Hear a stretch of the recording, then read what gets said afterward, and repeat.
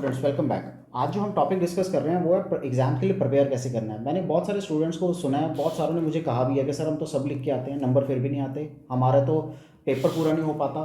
Right, बहुत सारी ऐसी चीज़ें हैं जो उन्होंने बोली है कि हमें क्वेश्चन समझ में नहीं आते प्रॉपरली, हम थ्योरेटिकल कर लेते हैं, हम न्यूमेरिकल नहीं कर पाते, केस स्टडी को कैसे पढ़ना है हम कॉन्फिडेंटली पेपर नहीं दे पाते।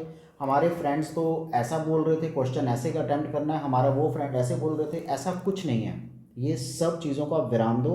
आज मैं आपको बताऊंगा कि आपको क्वेश्चन पेपर अटैम्प्ट कैसे करना है। आपको कुछ थोड़ी बहुत ही चीज़ें हैं जो आपको सबसे पहले अंडरस्टैंड करनी है।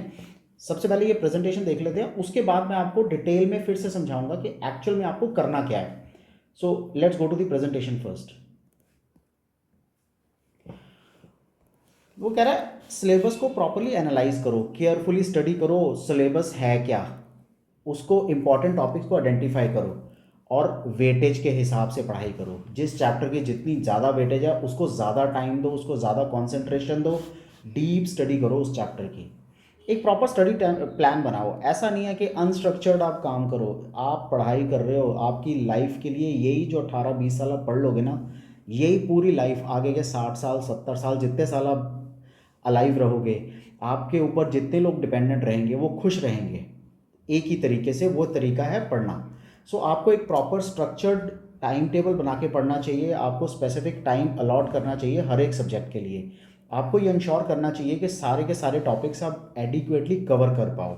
नोट्स बनाओ, सबसे इंपॉर्टेंट है। बच्चे जो है ना वो पढ़ लेते हैं, देख लेते हैं, ऊपर ऊपर से पढ़ लेते हैं, लेकिन वो अंडरस्टैंड कर ही नहीं पाते। क्यों? क्योंकि उन्होंने की पॉइंट्स के नोट नहीं बनाए होते, उनको कंसेप्ट्स ही समझ में नहीं आते हैं।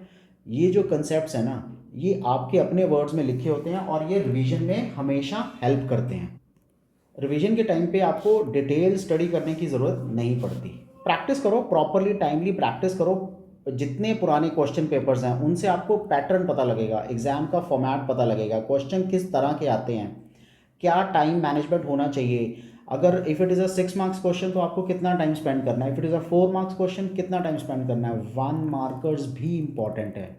आजकल एग्जाम्स में 20 एक नंबर के 1 मार्कर्स आते हैं। अगर 1 marker means MCQs, match the following, right, fill in the blanks, assertion reasoning, case study के आगे फर्दर क्वेश्चंस वो भी 1 मार्क्स। सो ये सब इंपॉर्टेंट हैं। ये सब marks out of 80 20 marks means 25% of your paper. So ये जो 20% पेपर है ना आपका, ये बहुत आसान है स्कोर करना। अगर आपने कंसेप्ट को, अगर आपने अपने टॉपिक को ध्यान से पढ़ा है, अच्छी तरह अंडरस्टैंड किया उस टॉपिक को, आपने पॉइंट्स बनाए हैं, एक भी आप में इसका MCQ कह लो या 1 मार्कर कह लो या fill in the blanks, assertion, एक भी गलत नहीं हो सकता आपका, मैं गारंटी से कहता हूँ। लेकिन आपको ये की पॉइंट्स बनाने पड़ेंगे, कंसेप्ट्स को अंडरस्टैंड करना पड़ेगा, चैप्टर को अंडरस्टैंड करना पड़ेगा। MCQ करने का कुछ तरीके हैं। मैंने एक अलग से वीडियो बनाई है MCQs के लिए, तब मैंने सारा ये एक्सप्लेन किया कि MCQ करने का तरीका क्या है। राइट, मॉक टेस्ट लो, साइमुलेट एक्चुअल एग्जाम, ऐसे ऐसे मॉक टेस्ट लेने हैं जिसमें आपको 3 घंटे का पेपर या 2 घंटे का पेपर, जिस तरह से आपका पेपर है उसके हिसाब से आपको तैयारी करनी है। आपको ये 3 घंटे के एग्ज़ाम में आपको अपने आप को मैनेज करना है कि मेरे को न्यूमेरिकल्स भी करने हैं, मेरे को थ्योरेटिकल क्वेश्चंस भी करने हैं, मेरे को 6 मार्कर को ज़्यादा इंपॉर्टेंस देनी है। 6 मार्कर में कितने नंबर, कितने पेजेस फिल इन करने हैं, क्या पॉइंट्स लिखने हैं, फालतू का कोई कंटेंट नहीं होना चाहिए। तभी टीचर्स मार्क्स नहीं देते और स्टूडेंट्स बोलते हैं कि हम तो सारा लिख के आए थे, 6 पेज भर के आए थे, 4 पेज भर के आए थे, फिर भी हमें मार्क्स नहीं मिले, क्योंकि उन्होंने सारा इररेलेवेंट लिखा होता है। सो साइमुलेट करो एक्चुअल एग्जाम कंडीशंस के साथ, प्रैक्टिस टेस्ट लो, स्ट्रेंथ्स को, वीकनेसेस को आइडेंटिफाई करो, अंडरस्टैंड करो कंसेप्ट्स को। सिर्फ मेमोराइज करना ज़रूरी नहीं है, आपको आना चाहिए। You must strive to grasp the underline concept.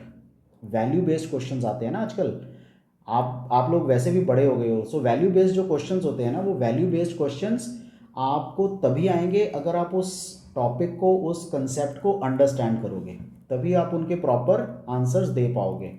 Application based questions बोलते हैं वैल्यू बेस्ड क्वेश्चंस को, राइट। तो तभी आप उनके आंसर्स प्रॉपरली दे पाओगे। रेगुलर रिवीजन करते रहो। ऐसा नहीं है, मैंने कई बार बच्चों को सुना है, बच्चे क्या बोलते हैं कि सर हो गया, सर कर लिया, सर पूछ लो कहीं से भी, और जब पूछने लगो तो वो टॉपिक आता नहीं है। मैंने बोला ना आपको वैल्यू बेस्ड क्वेश्चंस आएंगे। वैल्यू बेस्ड क्वेश्चंस में क्या होता है, वैल्यू बेस्ड क्वेश्चन में सबसे इंपॉर्टेंट चीज़ होती है आपको डायरेक्ट क्वेश्चन नहीं आएगा, और अगर आपको डायरेक्ट क्वेश्चन ना आया तो आप कैसे अटेम्प्ट करोगे?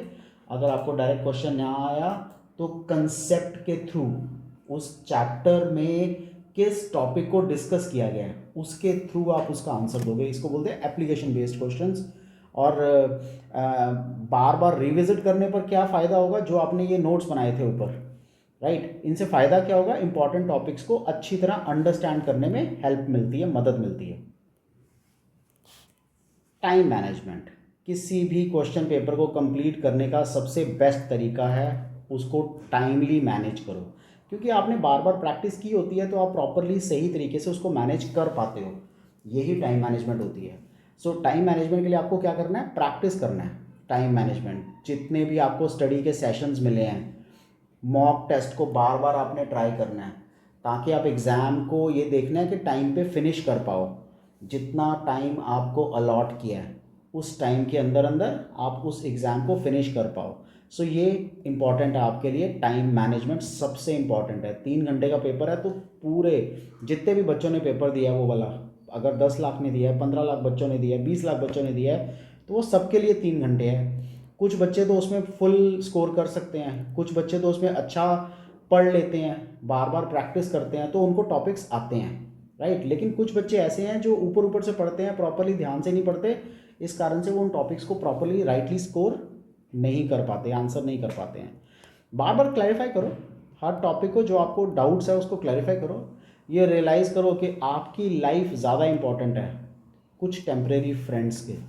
कहते हैं ना, मैंने बहुत बार सुना है, बच्चे बोलते हैं सर 3 घंटे हो गए पढ़ते हुए, अब गेड़ियाँ मारनी है।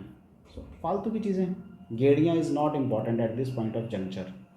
एक बार कुछ बन जाओ उसके बाद जो मर्ज़ी करो। Utilise the phone number of your teachers, जब भी आपको परमिट है उनको कॉल करना, आपके टीचर्स और आपके पेरेंट्स, बस यही आपके बेस्ट फ्रेंड्स हैं। ए friend in need is a friend in need, और आपके best friends during exam time तो नहीं है।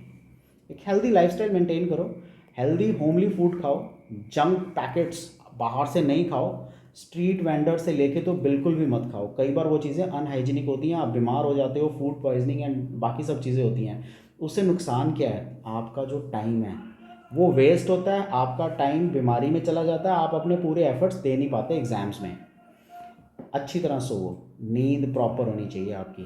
अगर आपकी नींद प्रॉपर नहीं है तो आपका माइंड फ्रेश नहीं होगा, अगर आपका माइंड फ्रेश नहीं है तो आप उतनी कंसंट्रेशन से नहीं पढ़ पाओगे। अच्छा खाना खाओ, न्यूट्रिशियस फूड खाओ, वो फूड खाओ जो आपको बीमार ना करे, जो आपको अनहाइजीनिक ना लगे, वो फूड खाओ जो आपको लॉन्ग टाइम तक न्यूट्रिशियस रखे, स्टमक फिल्ड रखे, ताकि आपका ध्यान जो है ना वो पढ़ाई में रहे। Physical activity to manage stress, घर पे एक्सरसाइज करो, घर पे प्रैक्टिस करो, फिज़िकल एक्टिविटी करो, लेकिन अपने काम के लिए फोकस्ड रहो। ये नहीं कि बाहर जाके गेड़ियाँ मारनी है, फ्रेंड्स के साथ घूमना है, उल्टी सीधी बातें दिमाग में आएंगी, फिर वो बातें आप बाद में सोचते हो, तो जो आप बुक सामने खुली होती है लेकिन आपका ध्यान कहाँ होता है? उन फ्रेंड्स की बातों की तरफ। सबसे इम्पॉर्टेंट है पॉजिटिव रहना। एक पॉजिटिव एटीट्यूड रखो, अपने एबिलिटी में विश्वास रखो। अगर आप अपने आप में विश्वास नहीं रखते हो तो आप किसी और में फेथ रख ही नहीं सकते। हम तो कहते हैं ना, God help those who help themselves. अपनी मदद, अपने में विश्वास रखो, पॉजिटिव एटीट्यूड रखो, आपका सिर्फ भला ही होगा। Avoid using the vehicles. इस टाइम में ना, अगर आपको लाइसेंस नहीं है ना तो आप व्हीकल्स यूज़ मत करो। अगर आपके पास वैलिड लाइसेंस भी है ना तब भी आप व्हीकल यूज़ नहीं करो कभी। जैसे आप स्कूटर, 2 व्हीलर यूज़ करते हो, राइट, इवन 4 व्हीलर भी यूज़ करते हो, किसी के साथ टक्कर हो जाती है बाय चांस, ठीक है, आपकी लापरवाही नहीं होती लेकिन दूसरा लापरवाह होता है, आपकी काइंड ऑफ हिट हो जाता है आपकी गाड़ी से किसी और का स्कूटर, वो लड़ने पे आ जाता है, आपका ध्यान, आपका कंसंट्रेशन सारा उस लड़ाई में, उन झंझटों में चला जाएगा, उस प्रोसेस में चला जाएगा। इस टाइम पे आपको, मैंने पहले बताया ना, एक हेल्दी लाइफस्टाइल मेंटेन करना है, अच्छी नींद लेनी है, पॉजिटिव एटीट्यूड रखना है। इस कारण से ऐसे फालतू में पंगों में पड़े मत। कितने दिनों की बात है, एक एग्ज़ाम जो होता है वो कितने दिन चलता है? मैक्सिमम 1 महीना होता है, अगर ज़्यादा से ज़्यादा हॉलीडेज़ हो बीच में, प्रेपरेटरी हॉलीडेज़, तब भी 1 महीने से ऊपर नहीं चलते। सो 1 महीने के लिए आप विदाउट अ व्हीकल, अगर इमरजेंसी नहीं है तो आप रह सकते हो। सो अगर आपका लाइसेंस नहीं है तब तो आपको बिल्कुल ही यूज़ नहीं करना। और इधर उधर फालतू में घूमना इन स्टडी लीव्स में इम्पॉर्टेंट ज़रूरी नहीं है, राइट। अब जैसे कुछ सब्जेक्ट्स हैं, जैसे इकोनॉमिक्स के सब्जेक्ट्स हैं, उसको प्रेपरेशन करनी है। मैंने कई बार बच्चों से सुना, वो कहते हैं बहुत टिपिकल है सर, बार बार याद करना पड़ता है।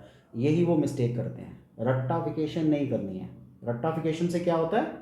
रट्टाफिकेशन से वो लोग प्रॉपरली उन चीज़ों को मैनेज नहीं कर पाते, वो उन चीज़ों को अंडरस्टैंड नहीं कर पाते।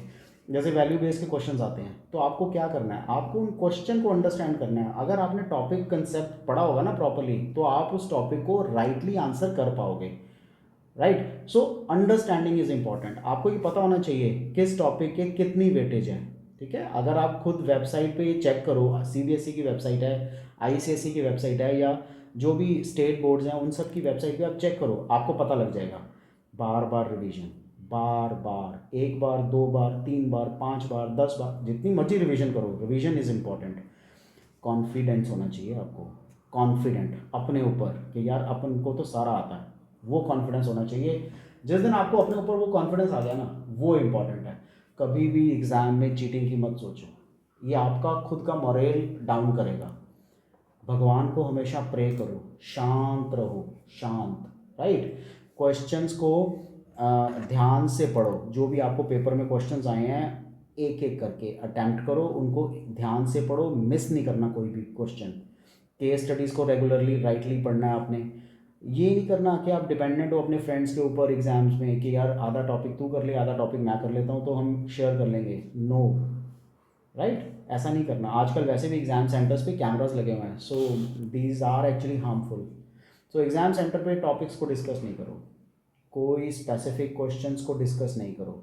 हाँ, अगर फिर भी आपको लगता है कोई टॉपिक पर्टिकुलर नहीं आता तो उस टॉपिक को डिस्कस कर सकते हो। एक पर्टिकुलर क्वेश्चन, स्पेसिफिक क्वेश्चन कोई डिस्कस नहीं करना। क्यों? आपकी अंडरस्टैंडिंग, आपका याद करने का तरीका अलग है, आपके फ्रेंड का याद करने का तरीका अलग है, राइट। फालतू में आप कंफ्यूज हो जाओगे। इसलिए स्पेसिफिक क्वेश्चंस को डिस्कस नहीं करना। आप अगर करना ही चाहते हो तो उन टॉपिक्स को डिस्कस कर सकते हो, उस चैप्टर को डिस्कस कर सकते हो ब्रॉडली। एमसीक्यूज है, फिल इन दी ब्लैंक्स है, मैच दी फॉलोइंग है, असर्शन, इन सब का तरीके अलग अलग हैं। मोस्ट रेलेवेंट आंसर कभी नहीं होता, हमेशा एग्जैक्ट आंसर होता है। जैसे मैं एक एग्जांपल देता हूँ हमेशा, मैं कई बार टेस्ट में भी ये क्वेश्चन डाला है बट बच्चे गलत डालते हैं।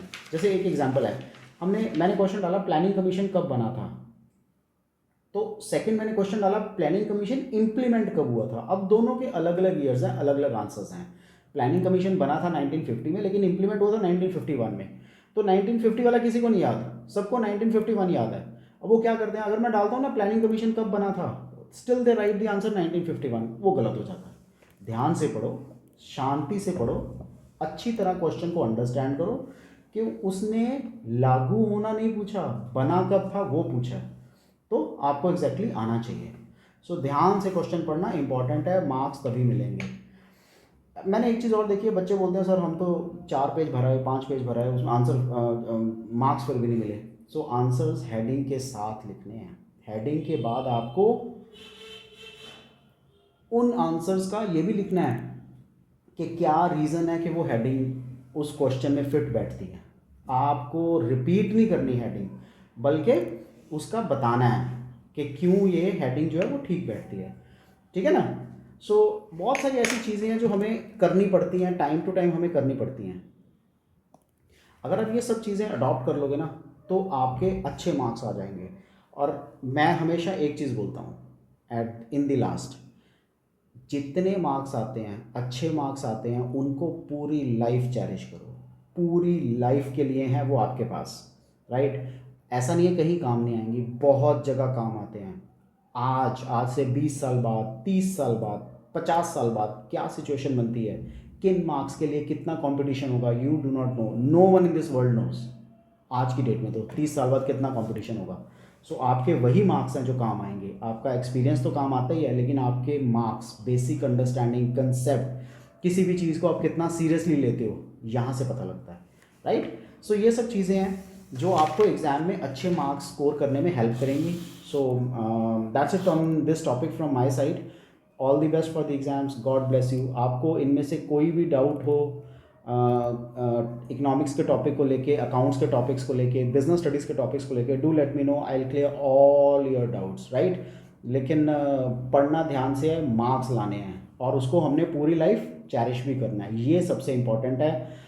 खुश होते हो आप, खुश होगे जब जिस दिन आपके मार्क्स आएंगे ना, सिर्फ आप नहीं, आपके पेरेंट्स, आपके टीचर्स, इवन आपके रिलेटिव्स, आपके फ्रेंड्स बहुत खुश होंगे, आपसे बात करेंगे, दिल से कि यार इस बंदे के इतने अच्छे मार्क्स आए हैं। सो ये एक लर्नर्ड बंदा है, इस लर्नर्ड बंदे से कुछ ओपिनियंस लेते हैं। आज नहीं ओपिनियंस लेंगे, 5 साल के बाद, 10 साल के बाद, जब लोग आपसे आके आप ओपिनियन पूछा करेंगे ऑन पर्टिकुलर टॉपिक, लोग आपके पास आएंगे और आपको कहेंगे हमें इसके बारे में बताओ, इसका क्या करना चाहिए, सोल्यूशंस, राइट, आपको अच्छा लगेगा।